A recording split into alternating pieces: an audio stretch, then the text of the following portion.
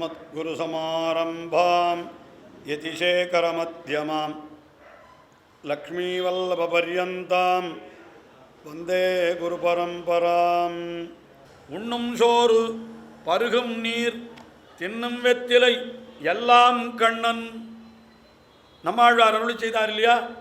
வாசுதேவா சர்வமிதி சமஹாத்மா என்று சொல்லப்பட்டபடி எல்லாம் கண்ணனின் இருந்தவர் ஆர் என்னால் நம்மாழ்வார். அதே போலத்தான் ஆண்டாளும் கூட கண்ணனே எல்லாம்னு நினைக்கிறார். கண்ணனே எல்லாம் நினைக்கிறதுனா என்ன தெரியுமோ, அந்த வஸ்துக்களால் என்ன ஆனந்தம் கிடைக்குமோ அந்த ஆனந்தம் கண்ணனை நினைப்பதனாலேயே அவர்களுக்கு கிடைக்கும்னு அர்த்தம். சாப்பாடே கண்ணன்னா என்ன கண்ணனை விழுங்கிடுவாளா அப்படின்னு அந்த மாதிரி ரொம்ப கிராமியமாக, அதாவது கொச்சையாக கேள்வி கேட்க வேண்டாம். உண்ணும் சோறு ரொம்ப அழகாக நம்மள அந்த இடுமுக்குத்தாராயிரப்படி வியாக்கியானம் என்ன பண்ணியிருக்கார் பார்க்கணும். சோறு ரொம்ப விருப்பமான வஸ்து தான் எல்லாருக்கும்.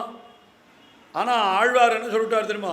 வெறுமை சோறுன்னு சொல்லலை, உண்ணும் சோறு பருகும் நீர் தின்னும் வெற்றிலை அப்படின்னு தனித்தனியாக சொன்னார். எதுக்கு அந்த வினை சொல்கலாம்? வேணாமே. சோறுன்னா உண்ற வஸ்து தான், தீர்த்தம்னா பருகிற வஸ்து தான். பின்ன தீர்த்தத்தை பருகாமல் பின்ன என்ன பண்ணுவா? அது என்ன பருகும் நீர்னு எதுக்கு சொல்லணும்? எதுக்கு தின்னும் வெற்றிலைன்னு சொல்லணும் அப்படின்னு கேட்டுக்கொண்டு ரொம்ப அழகாக என்ன வியாக்கியானம் பண்ணினார். மனிதர்களுக்கு இந்த வஸ்துக்கள் எல்லாம் சந்தோஷத்தை உண்டாக்குகின்றன என்பது வாஸ்தவம்தான். ஆனால் அந்த வஸ்துக்களே சந்தோஷத்தை உண்டாக்காது. வஸ்துக்களை உண்ண வேணும் என்கிற ஆசை இருக்கிற பொழுது கிடைத்தால்தான் சந்தோஷத்தை உண்டாகும். யோசனை பண்ணி பாருங்க. நன்ன வயிறு முட்டை சாப்பிட்டுட்டு வந்துட்டான், இன்னும் கழுத்து வரைக்கும் இருக்குது சாதம். சொல்லுவா ரொம்ப நிறைய சாப்பிட்டுட்டான்னா அந்த காலத்தில் வேடிக்கையாக வார்த்தை சொல்லுவா, அடே ரொம்ப ஜாஸ்தி சாப்பிட்டாரதா காக்கா கொச்சிட போகிறதுன்னுவா. ஆண் வாயை திறந்துட்டா இது வரைக்கும் இருந்தான், காக்கா கொச்சிட்டு போடுமா. வழக்கமாக வேடிக்கை பண்ணுவான் அந்த காலத்தில். அந்த மாதிரி ஒருத்தன் நன்னா சாப்பிட்டுட்டான்னு வச்சுக்கோ, அவனிடத்துல கொண்டு போய் இன்னும் கொஞ்சம் சாப்பிட்றியா அப்படின்னு கொடுத்தா, ஐயோ போரும்பா இதுவே வயிறு முட்டுறது, எனக்கு வேண்டான்னு சொல்லிவிடுறான். இவன் விரும்பி உண்ணக்கூடிய இனிமையான வஸ்துவை கூட வயிறு நிறைந்திருந்ததானால் எனக்கு இப்போ வேண்டான். அதனால்தான் என்ன சொல்லிட்டா, உண்ணும் சோறு அப்படின்னு சொன்ன என்ன அர்த்தம்? உண்ண வேண்டும் என்று நினைத்திருக்கையிலே கிடைக்கிற சோறு. உண்ண வேண்டும்னு இவன் நினைத்திருக்கிற பொழுது சோறு கிடைச்சாத்தான் அது இனிமையான வஸ்துவே தவிர நன்ன சாப்பிட்ட பிற்பாடு அவனுக்கு கிடைச்சா அது இனிமையான வஸ்து இல்லையே. அதே போல் ஒவ்வொன்றுத்திலையும் வச்சுக்கணும். பருக வேண்டும் என்று நினைத்த போதிலே கிடைத்த நீர், தின்ன வேண்டும் என்று நினைத்த போது கிடைத்த வெத்திலை, அப்படி அர்த்தம் சொல்லணும். உண்ணும் சோறு பருகும் நீர் தின்னும் வெத்திலை எல்லாம் கண்ணன். எல்லாம் கண்ணனாகையாவது என்ன அப்படின்னு கேட்டான். சோறு பசி இருக்குது இவளுக்கு, ஆனால் பசி பெரியாழ்வார் என்ன சொல்கிறார் தெரியுமா? உண்ணானாள் பசியாவதொன்றில்லை. பின்ன என்னைக்கு பசிக்கிறது உமக்கு? எண்ணானாள் இருக்கெசு சாமவேத நான்மலர் கொண்டு உன பாதன் நன்னானாள் அன்றனைக்கவை பட்டினினாலே. பகவானை நினைக்காத நாள் தான் எனக்கு பசிக்கிறது, எனக்கு உண்ணானாள் பசியாவதொன்னு இல்லைன்னு. அதாவது பகவத் அனுபவமே இவளுக்கு ஆகாரமாக இருக்குது. இவளுக்கு ஆகாரன்றது தனியாக கிடையாதுன்றார். அதுபோல் இங்கே கண்ணனையே இவர்கள் என்ன கொண்டிருக்கிறார்கள்? அம்பரமாயும் வஸ்திரமாயும் தண்ணீராயும் கொண்டிருக்கிறார்கள். அதான் வஸ்திரம், அம்பரம், தண்ணீர், சோறு என்று சொல்லப்பட்ட வஸ்துக்கள் எல்லாம் இவர்களுக்கு கண்ணனே என்று சொன்னால் அந்தந்த வஸ்துக்களால் என்ன மகிழ்ச்சி ஏற்படுமோ அந்த மகிழ்ச்சி கண்ணனோடு கூடுவதாலே, கண்ணனோடு சேர்ந்திருப்பதாலே, கண்ணனை நினைப்பதாலே இவர்களுக்கு கிடைத்து விடுகிறது. அப்போ இவா எதை கழுக்க வந்திருக்கா? எங்களுக்கு அம்பரம் வேண்டாம், எங்களுக்கு தண்ணீர் வேண்டாம், எங்களுக்கு சோறு வேண்டாம், பின்ன என்ன வேணும்? கண்ணன் வேணும். இது மூன்றுமான கண்ணன் வேணும் அப்படின்னு சொன்னான். நந்தகோபுரம் என்ன கொடுக்குறாருன்னா அம்பரமே அப்படின்னா இப்படி அர்த்தம். அம்பரம் தான் கொடுப்பார், கண்ணனை கொடுக்க மாட்டார். தண்ணீரே கண்ணனை கொடுத்துருக்குறார். அவர் ரொம்ப ரொம்ப அருமையான பிள்ளை ஆகிடுத்த, அவரை கொடுக்கறதுக்கு மனசு வரல அப்படின்றதுனால அவரை பார்த்து இப்படி இருக்கலாமா? எங்களுக்கு எல்லாமுமான, அதாவது தனித்தனியாக இந்த வஸ்துக்களைத்தான் நீர் கொடுப்பீரோ, இது எல்லாமும் சேர்ந்து இருந்தால் அதை எங்களுக்கு நீர் கொடுக்க மாட்டீரோ, கண்ணனாக இருந்தால் கொடுக்க மாட்டீரோ. ரொம்ப அழகான விஷயம். எனக்கு ஒரு வேடிக்கையாக ஒரு விஷயம் ஞாபகம் வருது. சொன்னால் நீர் ரசிக்கலாம். இது என்ன எல்லாருக்கும் புரியறது கூட கொஞ்சம் கஷ்டம்தான். என்னென்னா காஞ்சிபுரத்தில் ஒரு பெரியவர் எல்லாருக்கும் என்ன பண்ணார்னா, அப்போ வரதராஜ பெருமாள் கோவிலில் கைங்கரியம் பண்ணுறவா அவளுக்கு நான் சொல்கிறது கிட்டத்தட்ட ஒரு 40 வருஷம் முன்னாடி. அவர் ஸ்ரீராம தாசரதின்னு பேர். அவர் ரொம்ப தார்மிகர், நிறைய பணம் செலவழிப்பார். ஆனால் அவர் கிழிஞ்ச வேஷ்டி தான் உடுத்துட்டுருப்பார், தான் ஒரு பைசா தொட மாட்டார். நல்ல ரொம்ப வைராக்கியசாலி, ரொம்ப எனக்கு ரொம்ப நன்னா தெரிஞ்சவர். அவர் அந்த காலத்தில் என்ன பண்ணார்னா, தேவப்பெருமாள் அவர் முதல்ல கொஞ்சம் வித்தியாசத்துக்காக சொல்லலை, நடந்தது என்னன்னு சொன்னால் தான் தெரியும் உங்களுக்கு. அவர் வடகல சம்பிரதாயத்தை சேர்ந்தவர், ஸ்ரீராமதாசரதின்றவர். அதனால் முதல்லலாம் என்ன பண்ணிட்டார்னா, நிறைய வித்வான்கள் தேவப்பெருமாளுக்கு கைங்கரியம் பண்ணுறவா, வேத பாராயணம் பண்ணுறவா, இல்லை கோஷ்டியில் திவ்ய பொருந்தம் சேவிக்கிறவா, அவளுக்கெல்லாம் என்ன பண்ணுவார்னா 1000 ரூபா கொடுப்பவர். 1000 ரூபான்றது அந்த நாளில் 2 சவரன் வரும். நான் சொல்கிற காலத்தில் ஒரு 1000 ரூபாய்க்கு 2 சவரன் வரும். 1000 ரூபா ஒரு பொட்டியில் வச்சு கொடுப்பார். இந்த மாதிரி விசேஷமாக வியக்திகளெல்லாம் தேர்ந்தெடுத்து ஒரு வருஷமும் கொடுத்துட்டு இருந்தார். காஞ்சிபுரம் பிரதிபாதிபங்கரன் சுவாமி எங்கள் சுவாமி அவர் என்ன, தாசரதி நீ என்னமோ எல்லாருக்கும் கொடுக்குறியாமே, எனக்கு கிடையாதா அப்படின்னு வேடிக்கையாக கேட்டார். வெறும் சுவாதீனமாக வாழலாம், ஒருத்தருக்கு ஒருத்தர் பேசிக்கிறான். ஐயோ அபச்சாரம், தேவளை எவ்வளோ பெரிய மகான், தேவளுக்கு இல்லாதா அப்படின்னா. ஆமாம் நீ கொடுக்கணுன்னா நான் கொண்டு கொடுத்துட்றேன் அப்படின்னு விட்டார். உடனே என்ன பண்ணினார், நேராக போய் எங்கே ஒரு 5 நிமிஷத்தில் எப்படி தேர்த்துன்னு வந்தார்னே தெரில, ஒரு 1000 ரூபாய் சேர்த்து ஒரு பொட்டியில் வச்சுன்னு வந்தார். உடனே சுவாமி இடத்துல கொண்டு தேவளுக்கு அப்படின்னு. உடனே சுவாமி ஆமாம் இந்த 1000 ரூபா கொடுக்கறதுக்கு என்ன நீ கண்டிஷன் வச்சுருக்க, யாருக்கு கொடுக்குற அப்படின்னு வெறுமை கேட்டார் சுவாமி.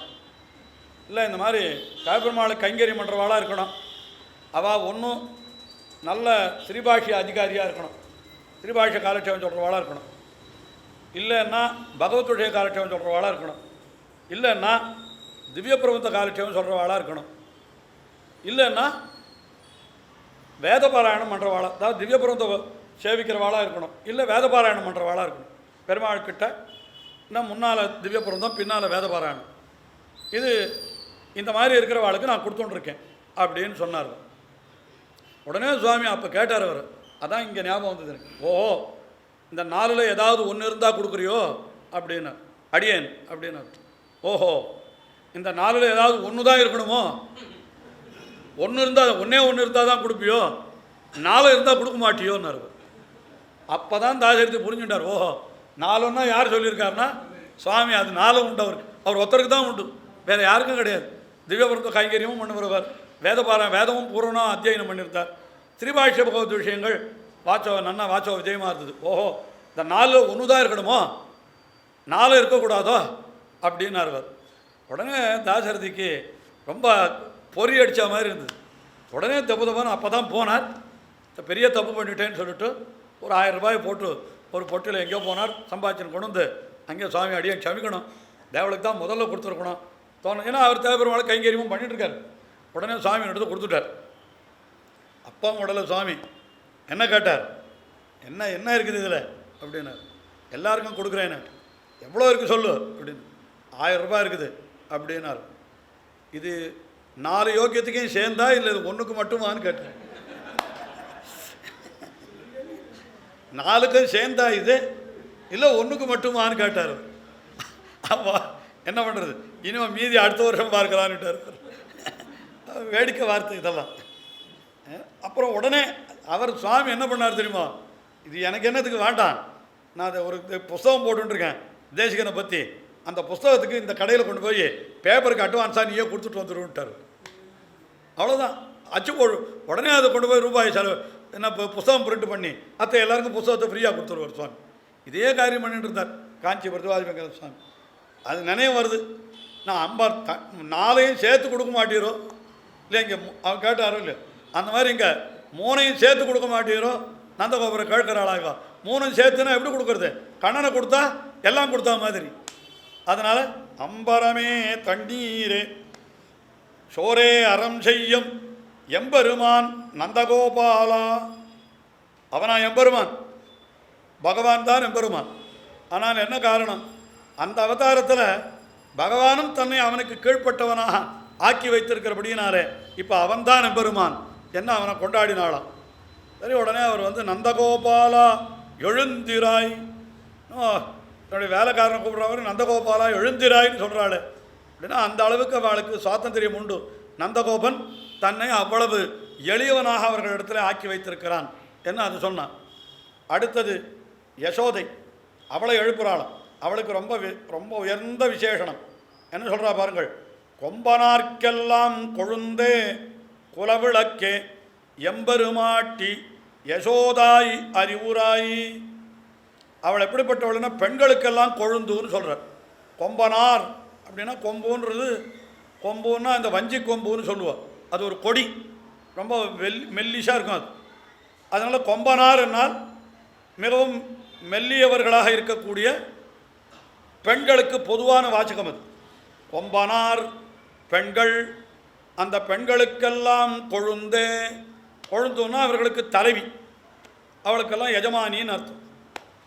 சாமான்யமாக பெண்கள் அத்தனை பேருக்கும் இவள் தான் எஜமானி, இவள் தான் உயர்ந்தவள் அப்படின்னு கொம்பனார்க்கெல்லாம் கொழுந்தே அப்படின்னு சொன்னாலாம்.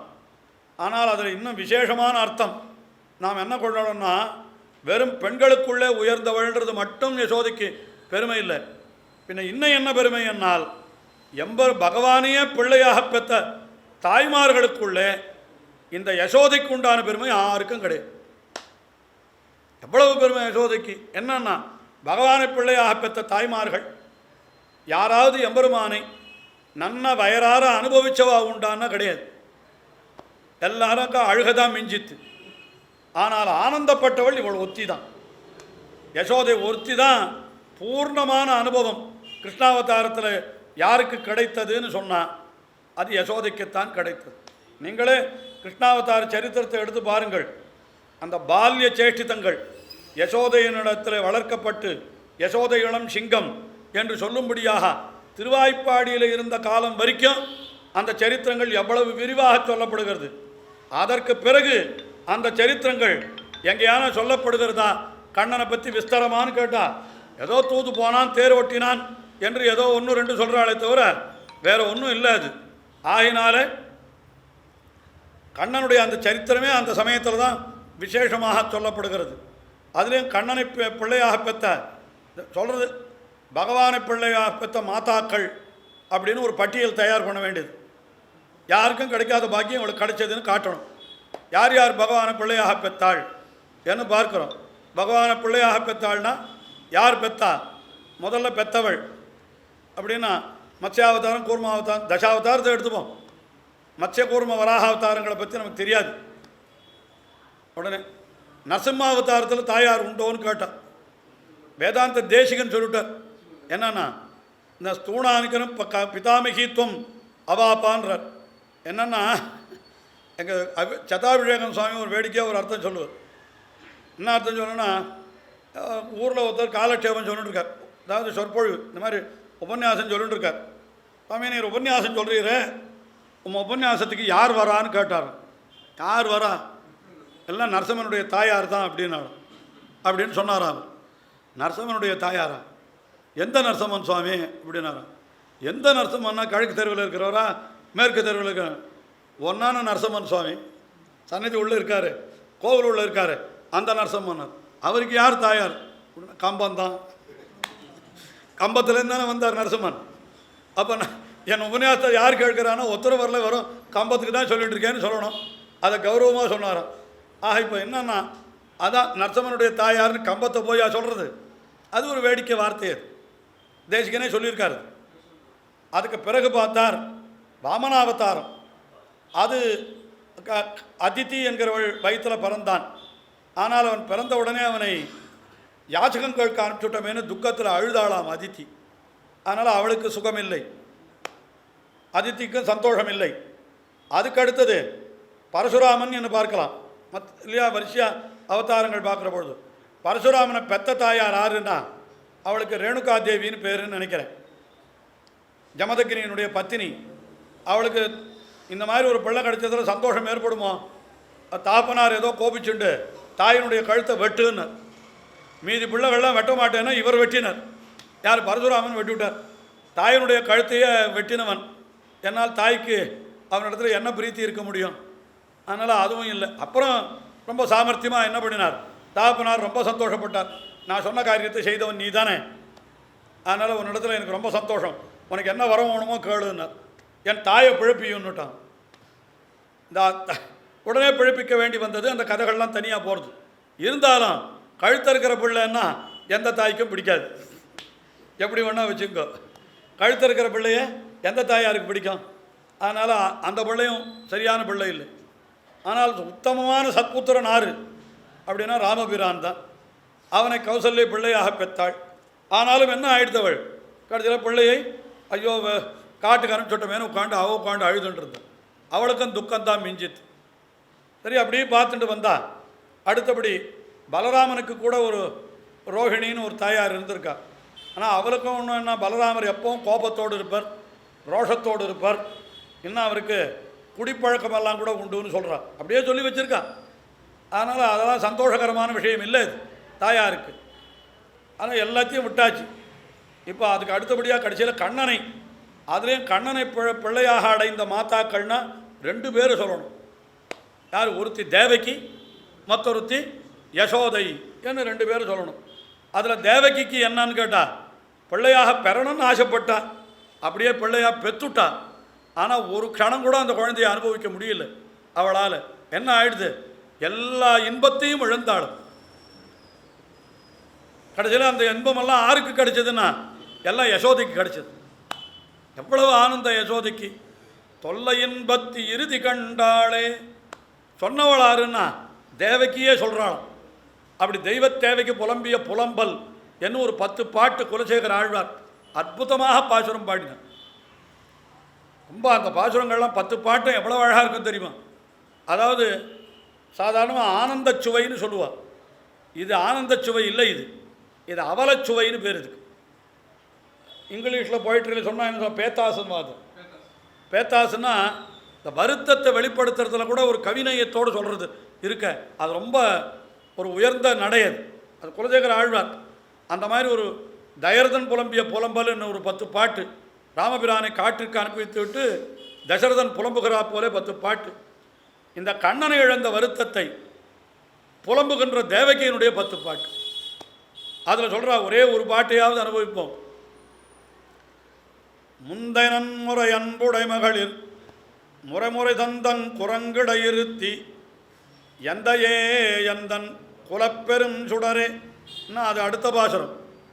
முழுதும் வெண்ணெய் அடைந்து தொட்டுண்ணும் முகிழஞ்சிறு தாமரை கையும் எழில்கொள் தாம்பு கொண்டடிப்பதற்கு எழுகு நிலையும் வெண்தயிர் தோய்ந்த செவ்வாயும் அழுகையும் அஞ்சி நோக்கும் அந்நோக்கும் அணிகொள் செஞ்சிறுவாய் நெளிப்பதுவும் தொழுகையும் இவை கண்ட வசோதை தொல்லையின் பத்தி இறுதி கண்டாளே. சொல்கிறா தேவகி, சொல்கிறா என்ன சொல்கிறா? அந்த யசோதை என்ன பாக்கியம் பண்ணினாள், என்ன பாக்கியம் பண்ணினாள். கண்ணன் வெண்ணையை திருடி சாப்பிட்டுட்டு இருந்தான். முழுதும் வெண்ணெய் அடைந்து தொட்டுண்ணும் சாப்பிட்டுட்டு இருந்தான். வெண்ணெய் பக்கத்தில் போகக்கூடாதுன்னு சொல்லி வச்சுருந்தான். ஆனால் வெண்ணெயை கூட அபரிமிதமாக உண்டா, உடம்புக்கு ஆகாதேன்னு அவளுக்கு பயம். வெண்ணெய் பக்கம் போகக்கூடாதுன்னு சொன்னான். ஆனால் கண்ணன் இன்னைக்கு கையும் களவுமா ஆட்டுண்டுட்டான். உடனே எழில்கொள் தாம்பு கொண்டு அடிப்பதற்கு எழுகு நிலையும். உடனே அந்த தாயார் முன்னால் கண்ணன் என்ன பண்ணுறானா, அப்படியே பயந்து நடுங்கிறானோ. கையில் அவள் தாம்பால் அடிக்க போனாளே அப்படின்னு சொல்லிட்டு அஞ்சு நடுங்கினான். எப்படியெல்லாம் பாசுரம் பாருங்கள். எழில்கொள் தாம்பு கொண்டடிப்பதற்கு எழுகு நிலையும் வெண்தயிர் தோய்ந்த செவ்வாயும். வாயிலெல்லாம் ஒரே வெண்ணையாக இருக்குதான். ரொம்ப ரசமாக வியாக்கியானம் பண்ணினார். வாயில் வெண்ணன்றதுக்கு என்ன சுவாமி காரணம் அப்படின்னா, இல்லை இவன் வெண்ணையை திருடிகிட்டே இருந்தான்.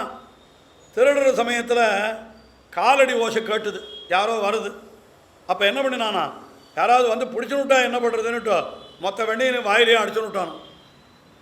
போராத குறைக்கு கையில் வெண்ணெய் இருந்தால் கையங்களவமாக பிடிச்சுடுவாள். என்ன பண்ணுறதுன்னு சொல்லிட்டு வெண்ணெயை எடுத்து மூஞ்சில் தடவிட்டானோ, முகத்தில் தடவிட்டான்ற.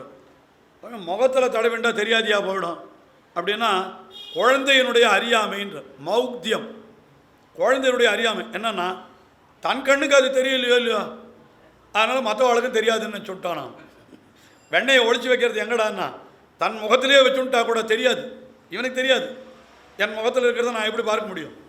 அப்போ எனக்கு தெரியாதுன்னா மற்றவாளுக்கும் தெரியாது, எனக்கே தெரியலையே மற்றவாளுக்கு எப்படி தெரியும் அப்படின்னு நினச்சிட்டானான். அதனாலேயே ஆட்டு விட்டான்றார். வெண்தயிர் தோய்ந்த செவ்வாயும் உடனே அழுகையும் ஓன்னு அழ ஆரம்பிச்சுட்டான். நான் குழந்தை அழுதா விட்டுடுவாளோ இல்லையோ, அதனால் அழுதான். அஞ்சி நோக்கும் அந்நோக்கும், அப்படியே தாயார் இடத்துல பயப்படுறது கண்ணில் தெரியறது, பயம் அத்தனையும் கண்ணில் தெரியறது.